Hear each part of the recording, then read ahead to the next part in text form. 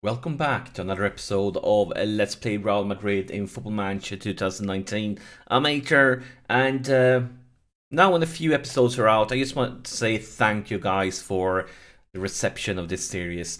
The first episode just exploded with likes, and it means so much for me because I know this is not a series that I would normally do, and it's probably not a series that you guys normally would be watching.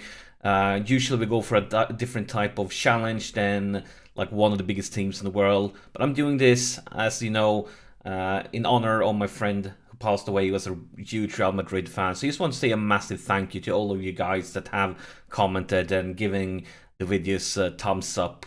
Just thank you guys, I really appreciate it. But let's move on to this episode. This episode takes place ASAP after the Hoffenheim game in the Champions League, and we are playing Bilbao today. And Bilbao, if you take a look at the league table, they're currently in 5th place, which means they're only 3 positions behind us. If they win today, it's just going to be a few points behind us. And of course, if we don't win today, we know that Athletic Madrid will most likely win. We know Barcelona will most likely win. We could start be falling seriously behind. And of course, playing one of the top 5 teams, one of the teams that's are fighting for a spot in the Champions League away is never easy because Bilbao have the at-home advantage today. And another small challenge, if you take a look at the schedule, it's been a few days of rest in between these 2 games, which means that we have quite a few tired players. Take a look at the whole squad here, and let's sort it by fitness levels. Like a lot of guys down to like 89, 90, 92, 93. So a lot of our main choices for a lot of positions will be benched. So we are playing against one of the best teams in the league away with a definitely weaker team than we would like. One good news is that Mariano is back from his injury. He's been out for like a month or something like that. But now, as you can tell, he's lacking match fitness, but he will start on the bench. It's great to have him back, because without him, it's been very empty behind Benzema, and especially as Bale is injured now. It's just a short one. He's going to be back in a few days. But yeah, very, very important to get Mariano back. And I also want to comment about another thing. As you know, when you start in USA with Real Madrid, you have a lot of good players loaned out, like Theo Hernandez, like Kovacic, maybe Moyoral, James Rodriguez, and so on. And I actually tried to recall some of them. Let's submit the team while I'm talking here. But I actually tried to recall some of them at the beginning of the season because I felt we were going to need them. And when I tried to recall them, they said, you can't recall players during the first 28 days. So I was okay. I understand that. I accepted that, but then I waited until those 28 days were out, and then I tried to recall a few of them, and I still got a message that I weren't allowed to recall them right now, and I was trying for mainly Kovacic and Theo Hernandez, and I got the message for both of them, and it was before the transfer window closed too, so I'm not sure what was up with that, but I may try to recall them. In during the January window, because I feel like they could be good for our squad, but yeah, kind of a weird thing. But I got a comment about that, and I think it was a good comment, and I think it was a good advice, but I already tried to do it and it didn't work. So yeah, let's focus on this game now and see if we can get some of the players to have a good reaction here before the game starts, and kind of decently. Most of them looks motivated, few of them happy. I'm okay with it. And we are playing with our attacking formation. We are trying, even though we're using a little bit of a weaker team, we are trying to come out here blazing, playing attacking formation. Now, of course, playing away versus Bilbao, we can tell from their formation here that they are playing a little, slightly bit more defense-minded, but I don't think it's a huge difference, and this is clearly a tough away game. But look at statistics, though. We are dominating things. 5 chances to 0, but I still haven't seen a single highlight when almost half the first half is over. Clock just ticks away. Oh, look at this, so many chances, but where are the highlights?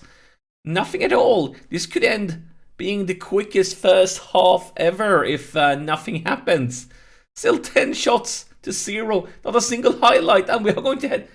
This is probably the quickest first half we ever played, and if the second one is going to be anything remotely close to this one, this will be the shortest episode ever. But clearly we tell the lads that even though we created a lot of chances, even though we dominated, we can't be very pleased, because not a single one of those 10 chances was good enough for us to actually get a real highlight. But I don't want to change things around, because clearly we are dominating things, clearly we are creating chances, even though they are not dangerous enough to count as a highlight. So we want to keep it like this for a little bit longer, but I might go from positive to attacking here if nothing changes. Let's demand. Well, look, 16-0, still not a single highlight. What's going on? Wait, let's go attacking now.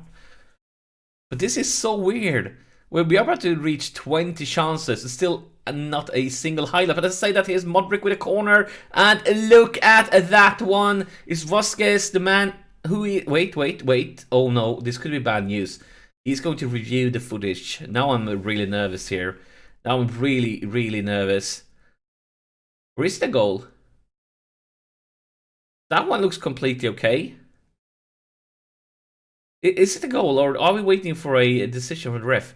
It can't be an offside here, because clearly the ball moves backwards, so it's impossible for it to be an offside. And it is a goal. It is a goal, so let's go back to positive here. But a very weird game this far. Look at it, 19-0, but still just one single highlight. I think it's time to take a look at the subs here, because I'm guessing we're going to see a lot of bad ratings. First off, Benzema, 6.4. I think this is perfect timing to let Mariano have his comeback. The comeback kid. Let's see what he can do. Other than that, I mean, there are very few players playing well, but at the same time, it's going to give them a few more minutes before I decide on another sub. We want you to show some passion at least, lads. At least.